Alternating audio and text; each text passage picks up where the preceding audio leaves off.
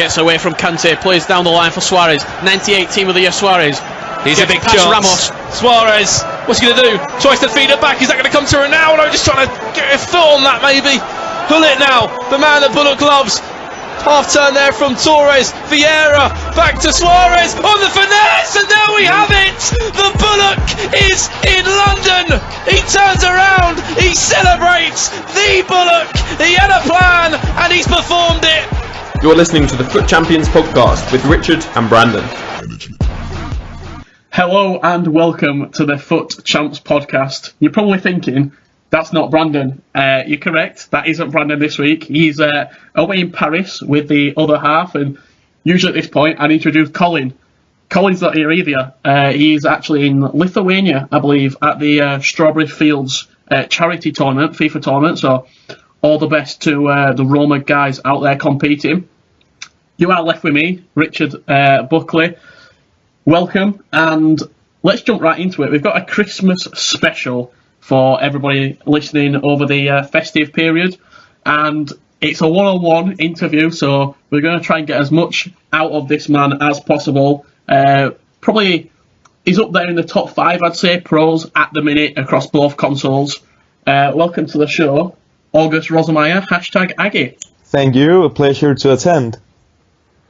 That was probably the best intro anybody's ever got on this show, so I'd take that one.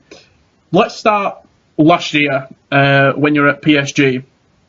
What were your time like at Paris Saint-Germain, FIFA 17? You had some struggles, I think it's safe to say, in the game. Munich didn't go your way, and the club woke up. If in retrospect, what would you put last year if you were to sum it up? Like, first of all, when I signed with Paris, it was like a huge opportunity. I was very happy and proud, and I really only have positive things to say about Paris. I think, to put it back, like, in theory, like, what people expect from me, like the pressure you have built up on yourself throughout the many years since I've been competing, like, on an international level since 2012. People expect me to at least get like a big placement in at least one major per year. So like for a very normal pro player, competitive player, last year would have been great for him if it was the results that I got, since I was qualified for all events except for FIWC, of course. I was to all the qualifiers, and that was like where I disappointed. That was when I had to like do the make it or break it thing, and of course I was very disappointed. I wanted to perform better last year. I wanted to represent Paris and bring titles back to them, and I only managed to bring 2 to them. I won the DreamHack and I won the Legia Esports Cup, and it was, it's at some point I'm very happy for the time I had there, but I'm also like have this empty feeling because I wanted to achieve more. But I just think the natural reason was that, first of all, it became a bit of maybe a sleep pillow, if you can say it like that. I don't know if you know that pronouncement. A sleeping pillow, like when I joined Paris, everything was just unreal. I was playing for the biggest club in esports at that moment, and I started to relax maybe too much instead of just keep practicing hard, keep focusing on the results and getting the results in my gameplay. And secondly, I think the circumstance, like the match between me and Paris at that point, wasn't the best. Like, we have different culture. There was a lot of small things also that maybe could have an effect on how I performed, and that has obviously nothing to do with Paris, or like I'm not blaming them for anything because they did all they could. Of course, when I'm sitting and looking back, I'm a bit disappointed that I didn't manage to achieve more, but I think where I am now in Hashtag is the perfect step, and yeah, I got a great start, and I'm feeling very motivated this year to prove like that last year was a bad year, and that was not the true Aggie, if you can say it like that. Yeah, it's you talked about the time at PSG. Just jumping into the events that I got to see you at the FIWC qualifiers in Munich and the Club World Cup. What would you? It seemed as though you were getting to like finals, semi-finals, and then was it a mindset thing? Do you think that were letting you down, or would you put it on something else? I think definitely there is a mental aspect, because if we take a look at the FUT Champions regionals, the first season in Paris, I got in the group of death together with Gorilla and also Rocky, which was the two world champions last year, and of course also Bullock, who had a great year as well. And I started out very good, like I beat Gorilla. I drew Rocky, where I was actually very close winning that match, and then I would already have been through the group. And then again, the last decided game against Bullock, I eventually lose that one and go out. And since then, I feel like it made some sort of that's really the pattern from my season last year, because I had the last game in my hand. I just needed to close down the games, and I simply didn't manage to do it in any one of them. And then it became like a bad, evil circle for me, because it was the exact same story every time. Like against Bullock, I just needed 1 point, and everything was going good in that game until he got his goal to 1-0, and then I had to chase the game. It was the same in Madrid. I also just needed a win in the last game against my teammate Ivan, and it was the same in Munich. I went to the final and meeting Dito, who was also the world champion on PlayStation last year, which I beat in the groups very convincingly, actually. But again, like all the events, it's like a lot of the same pattern, that I start out pretty decent, and then when it comes to the final game, it's a bit mental. I think that I was just not able to close down the games to seal the deal. And the last hurdle. Exactly, and that was also why it was so frustrating. And I think it got into my head in the last two events, at least. Like in the FUT Champions, I was more like, I can't keep being unlucky. But at the same time, when I lost to Dito, when I lost to Expect Sporting, I had to look into myself and say, this is not random. The only guilty person here is myself for not being determined enough in these decisive moments. The way that you talk about it is very like you break it down very logically and methodically. Do you think that's because you've been a pro for so long? You are a former world champion, and you know that it's not your gameplay. It's not that you're not good enough. It's just that final hurdle to get over.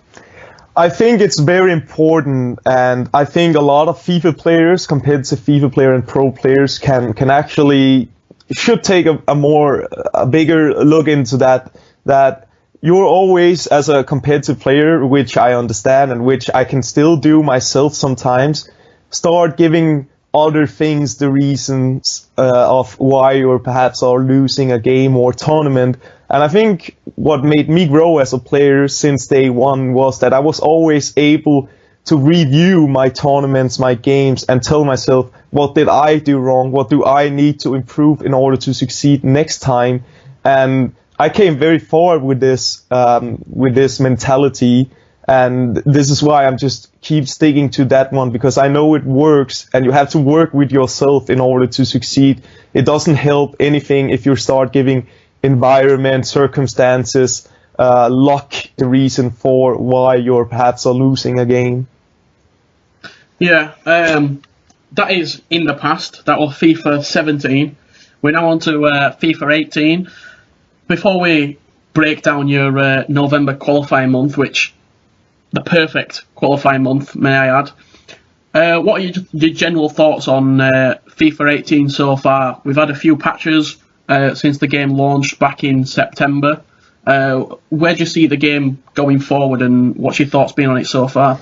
Well, first of all, I was looking forward really much to play FIFA 18. I wanted a new, fresh start, and when I had the opportunity to test the game some months before it was actually out, I knew that this game could be a game that I really would enjoy to play. I think that FIFA 17, in my opinion, was a bit too assisted in terms of defending and stuff. I think a lot of competitive players and even just casual players would cause professional players more troubles than they actually should be able to do, since that you could basically let the AI defend a lot more for you. And that is something EA has changed this year, in my opinion, that it's much harder to let the AI do the work for you. You need to be much more manual, which will create a bigger skill gap, which is also, I think, why we see a lot of 40-0s. We see a lot of high results, consistent results from a lot of professional players, as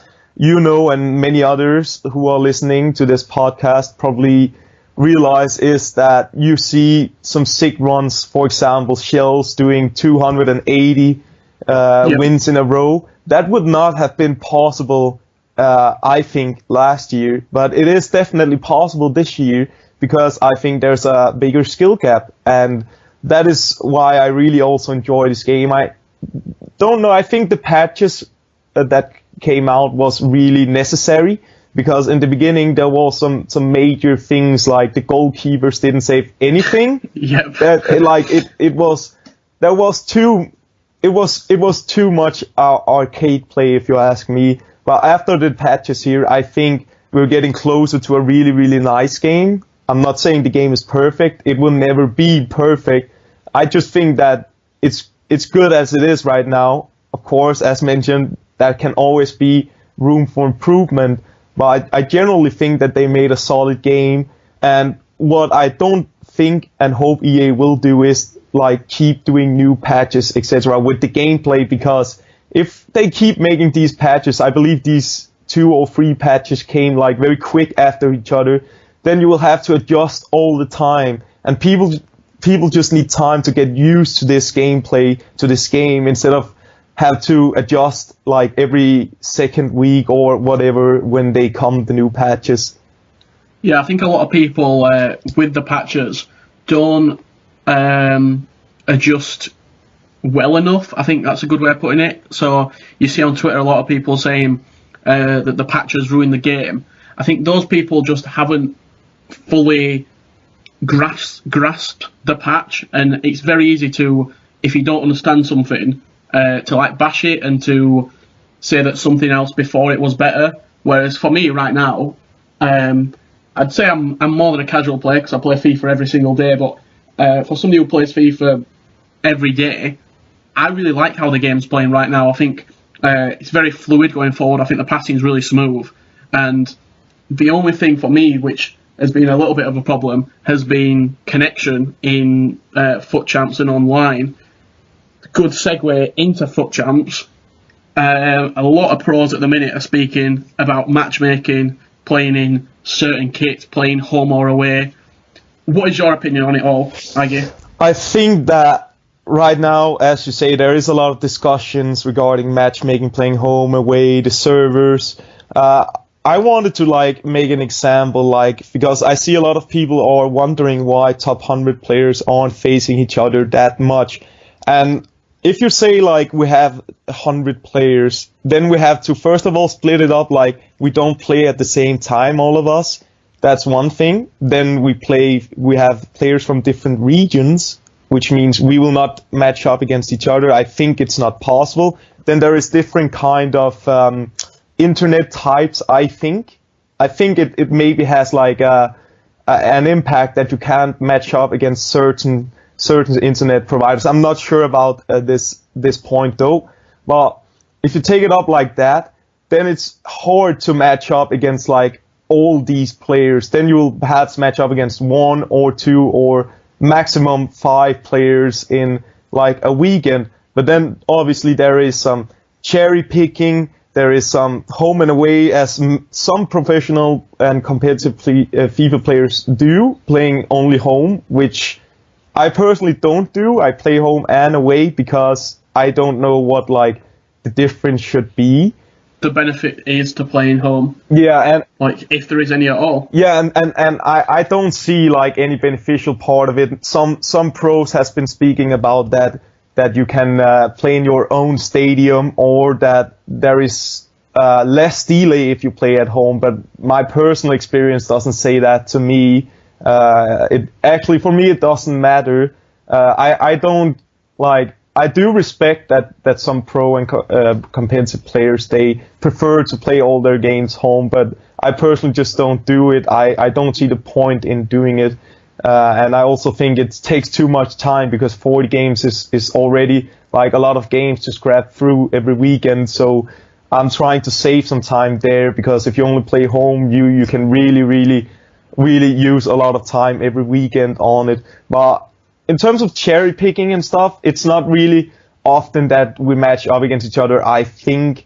And I think the system is as good as this can be right now in the circumstances. They could maybe do some small adjustments, but I think EA is doing everything they can to make it as fair as possible in terms of matchmaking. Like, we're matching up, I can say at least I'm matching up against a lot of like elite players when I get to those last 10 games. But if we said that you took your record, like that you're only playing people with around the same record as you, then in theory you will have a very weird leaderboard. Let's say that there is a small kid who's just playing for fun on 11 years old, and he's maybe a gold 2 player, and then he will only face gold 2 players, which means that maybe he will win half of the games. And if I'm only playing like top 100 players, then I would also end on like 20 wins, 20 losses, maybe, like in theory,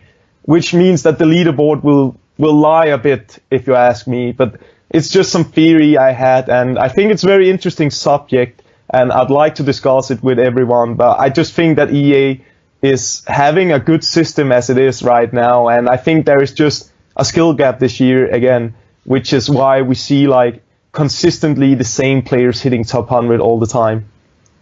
Well, I've got 2 points to continue on from that. The first one, when you talked about top 100 players match up against each other, as a top 100 player yourself, it probably take you, if the only parameters you could search for were other top 100 players, you'd be sat for maybe an hour, 2 hours trying to find the game. Yeah. Because it's called the top 100 for a reason. Like, if last year I think there was 7 million people who played FUT Champions, that's 1 in 70,000, if my math's correct, is a top 100 player.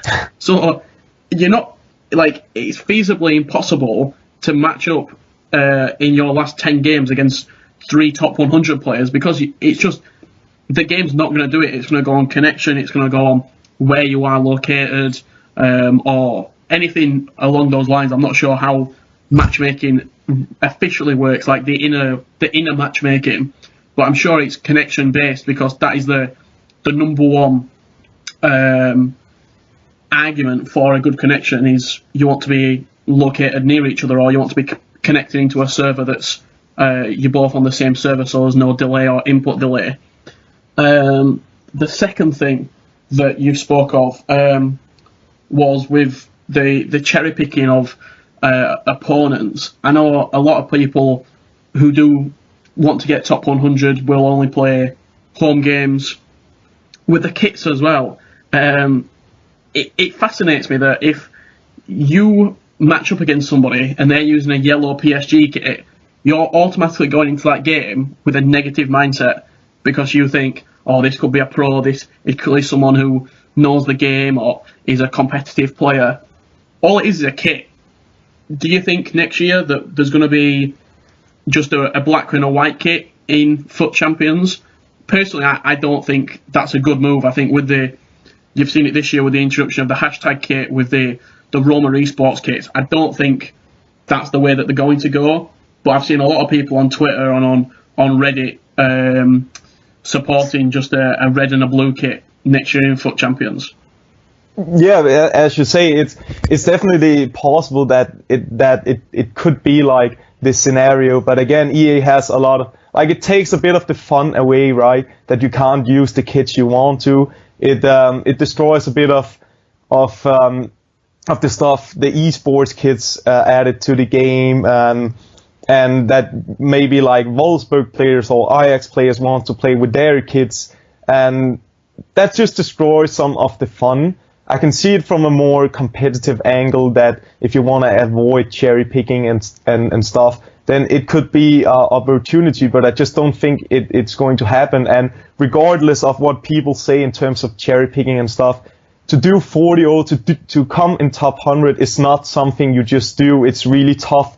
No matter how you put it together, it's not easy to finish where you are, even if you're cherry picking, even if you're only playing home, all these kinds of things. It's really hard. And I think that's not like the cherry picking and stuff. It's not that determines if you're ending in top 100 or not. It is your skill level, and you'll see it on a consistent basis that the same people, as mentioned, goes to the top 100 almost every weekend. And I don't think that's like something random. I just think it's because we have a certain amount of players who are the best at the game on each console.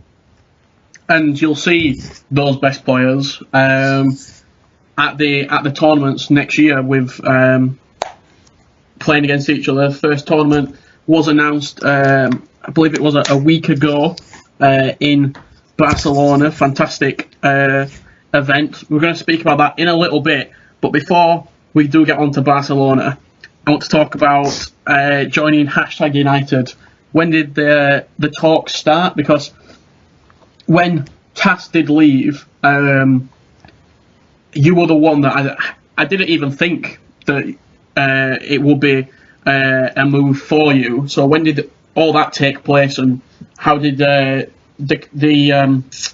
complex of the move undergo?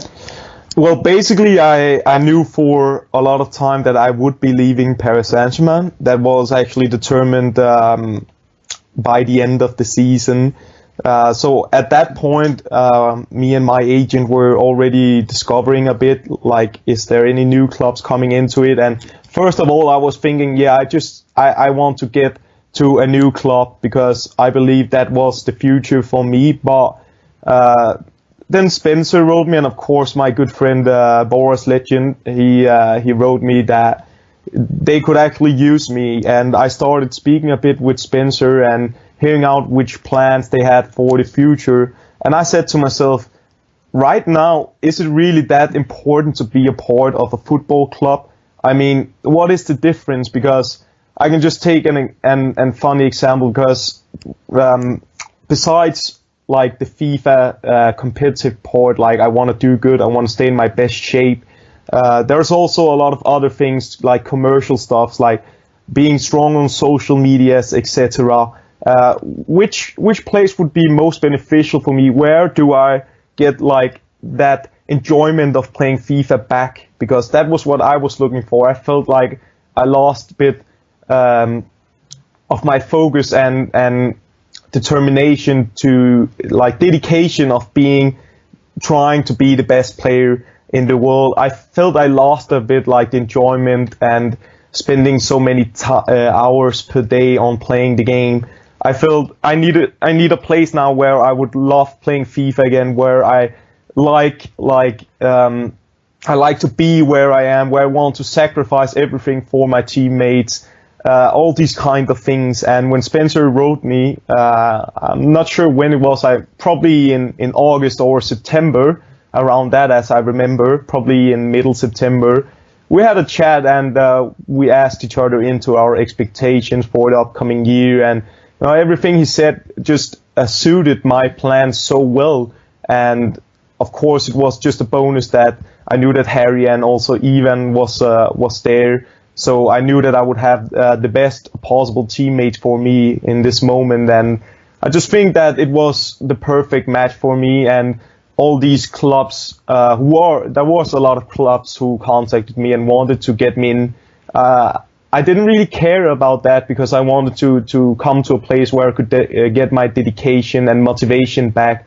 And so far, it's been amazing to have joined Hashtag, and I honestly can't see myself going any other place in the future. Like, I really think that Hashtag is considered, at least for me, as equal to all these football clubs in terms of everything. Like, you can play your best FIFA there, and at the same time you can get promoted and get a lot of new followers and a bigger fan base here, because they are one of the biggest brands right now in esports terms.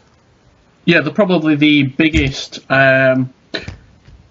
esports organisation / football club currently in FIFA esports, with the social media following of Spencer, the people associated with the brand, and then the players themselves, you, Ryan, Boras and Harry.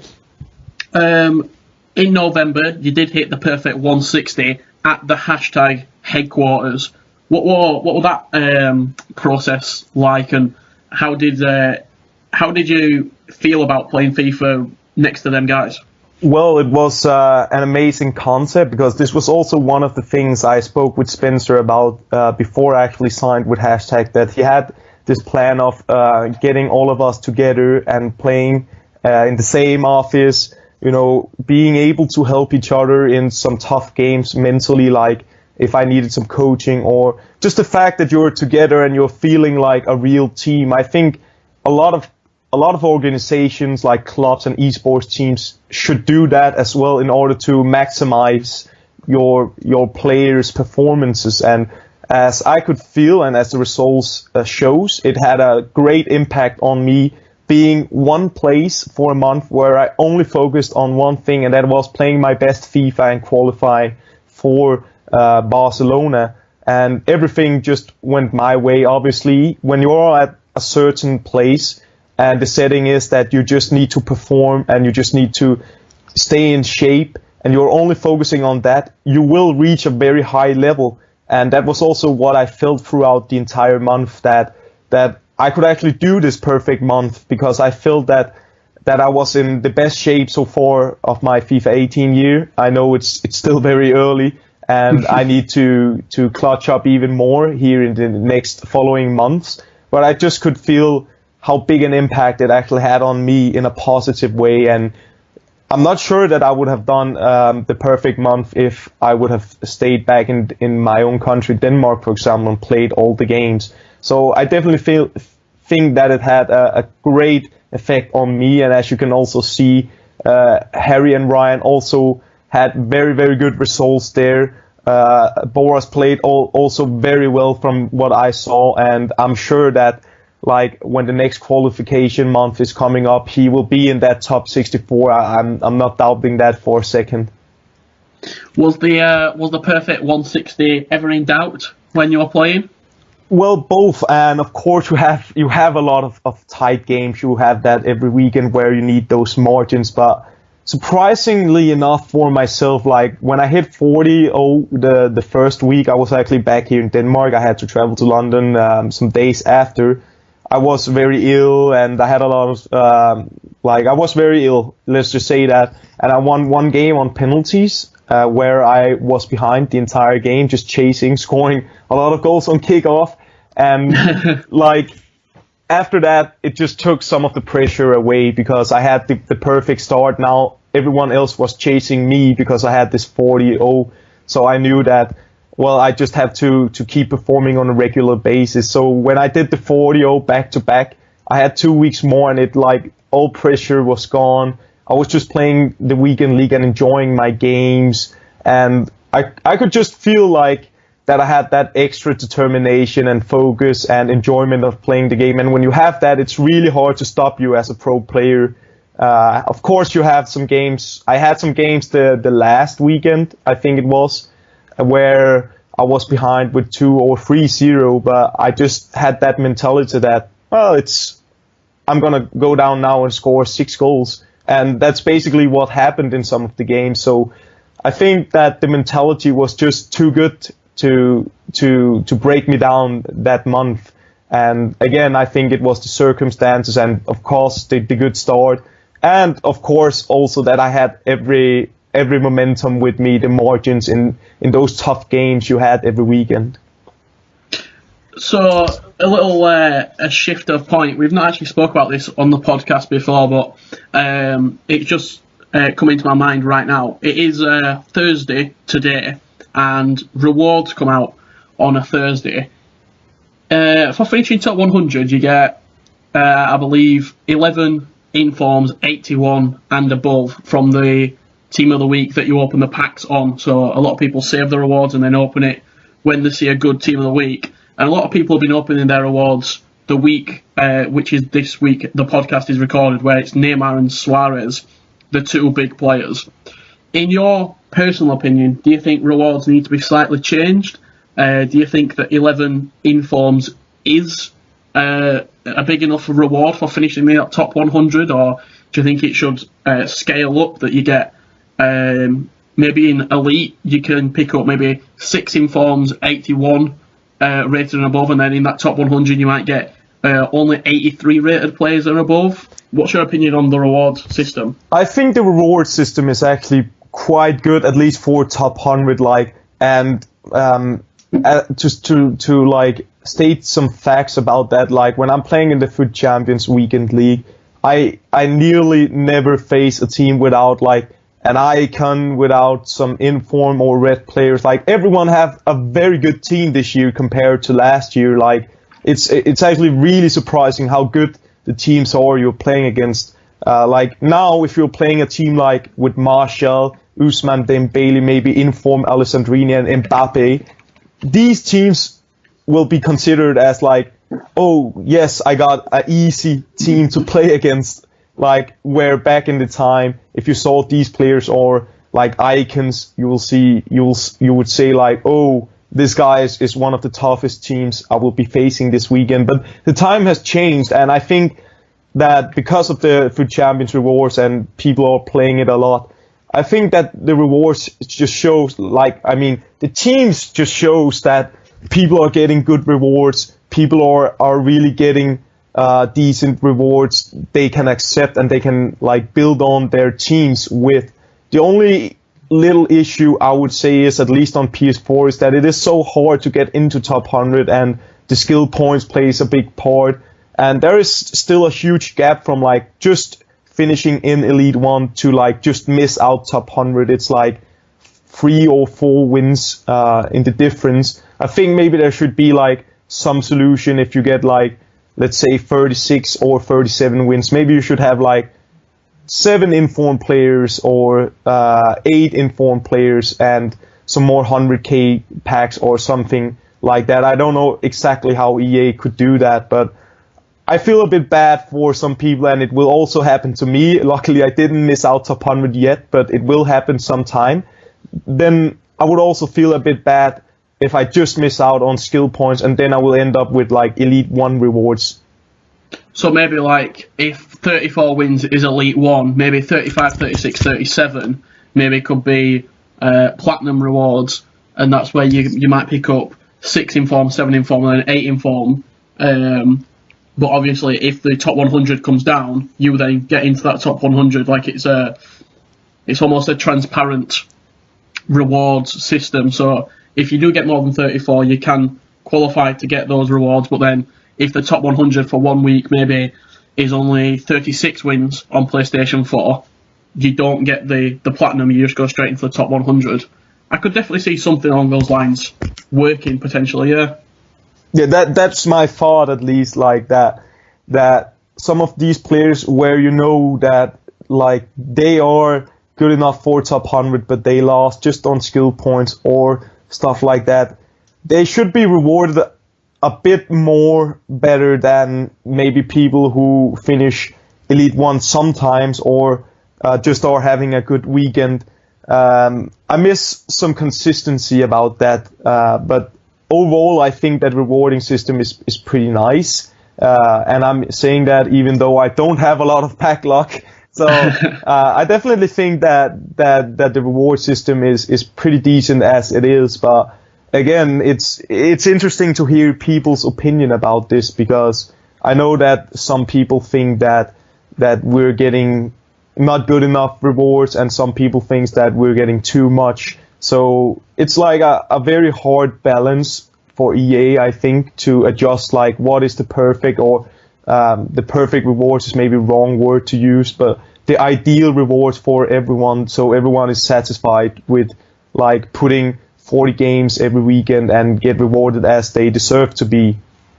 Yeah, rewarded in conjunction with the work that they've put in over the week. Also, you spoke about people having much better teams than last year. I think squad battles has improved a lot of people's squad dramatically over this first third of FIFA, because if you played squad battles every weekend and you're picking up maybe Gold 1, Elite 3 awards, you've probably accumulated maybe every week, I meant to say, since the game launched, you've probably picked up around 1 million coins just from squad battles if you are a hardcore gamer and FIFA is the game that you play. Yeah, exactly. Squad battles is an interesting new thing they added, and I like that. I also actually, as late as today, I was playing some draft, and I also started thinking like EA could actually also do something with draft, because a lot of people, including me, is wondering sometimes that you can enter a draft and pay 15,000 coins for it, and you will not, even if you win the draft, you will not get rewarded at least with 50,000 coins back, because it's over to pack lock or whatever you get in those FUT draft rewards. So if you made like also perhaps some sort of, I don't know exactly how to do it, but pretty much the same concept as squad battles and FUT Champions, where you had maybe some amount of FUT drafts entries you could have every weekend, and then there was also a leaderboard on, okay, who won the most games or who won the most drafts, etc. And then you could be rewarded that way as well. That was also an interesting thing, I think, for EA to take a deeper look into. Yeah, I really like that idea, actually. I think as well with draft, if you do go on to win a draft, I think you should automatically give a draft token back. So you've got another entry into the draft, and then everything you get from the packs is straight profit because you've just been gave 15,000 coins back. I think that would make sense. Yeah, definitely. So we're drawing to the end of this podcast.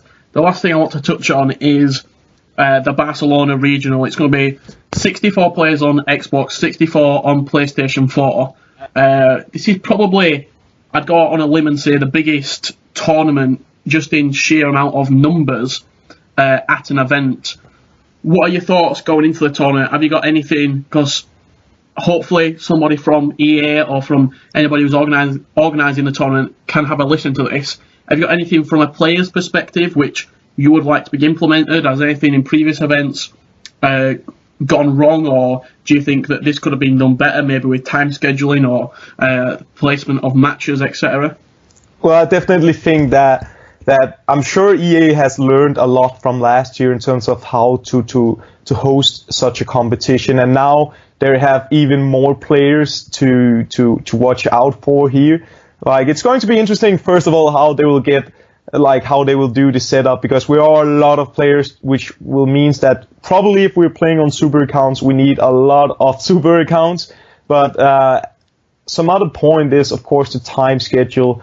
Like, I remember we were up at 6 in the morning in Paris, and I wasn't in the first groups, so I had to wait a lot of hours, spending a lot of time on doing nothing, where I could have got a better sleep or a longer sleep at least. That's just some small things that really should be improved.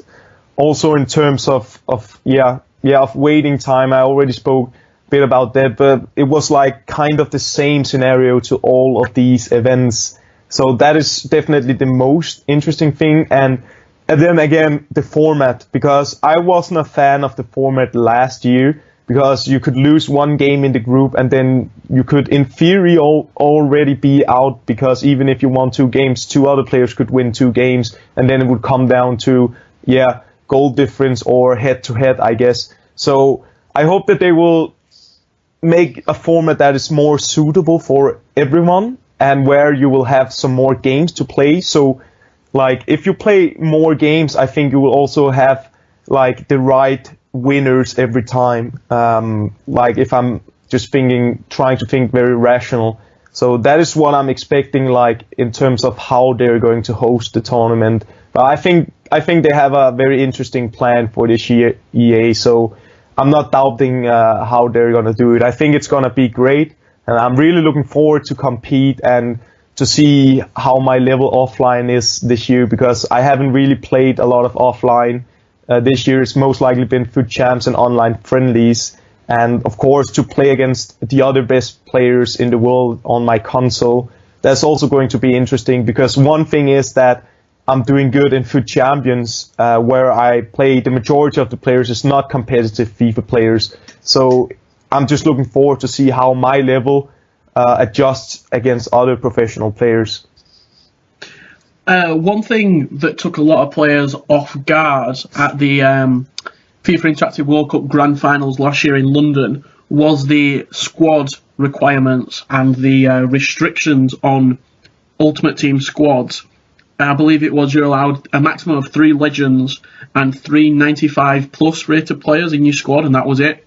And then it ranked down, so you had to have, I think it was, you're allowed 6 90 plus rated players, and then it ranked down, so you had to, I think it eliminated the bronze benching as well.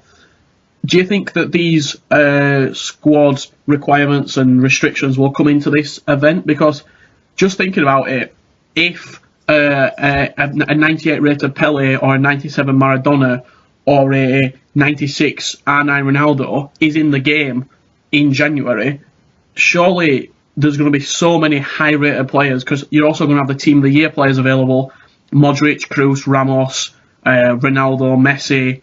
I believe Neymar got into that Team of the Year as well. So surely it will make sense to put on some restrictions so it's not just God teams. Yeah, surely it will. Like, my opinion regarding this is that for me it doesn't really matter if we can play with the best team. Yeah, then sure, it's going to be fun. Obviously, we're going to see a lot of overpowered players then. But I wouldn't mind if they made like requirements or restrictions, because then you need to think a bit more about your lineup. Where is the most important players for me? How do I want to set up my team?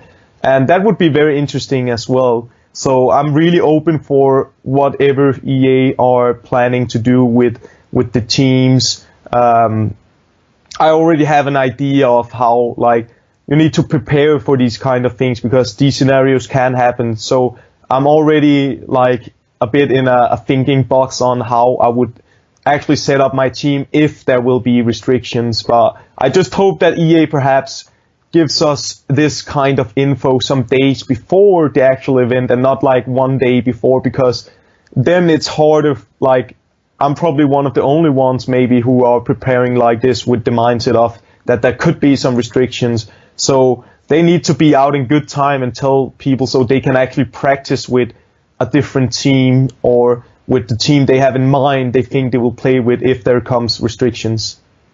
Yeah, because I imagine right now a lot of the players who did qualify in the top 64 on both sides are using very similar teams to each other. There might be some improvements here or there, maybe an 86 Hullet in one team and 90 rated Hullet in another.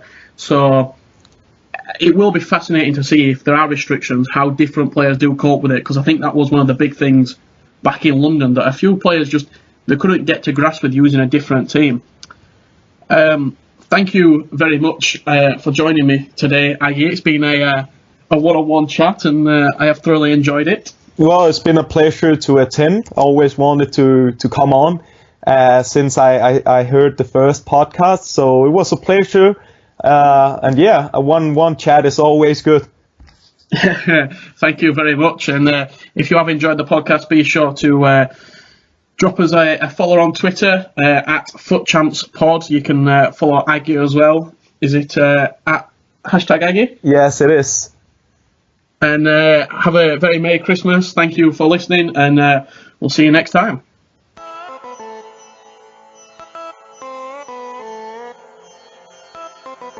If you like what you're hearing, why not subscribe? Just go to @FUT Champions Pod on Twitter, drop a follow, and then you'll find all your subscription options in the pinned tweet. Oh, and also, while I've got you, why not check out this podcast, More Casual Older Brother, the FUT Weekly podcast, for in-depth reviews, Team of the Week rundown, content chat, and general FUT discussion.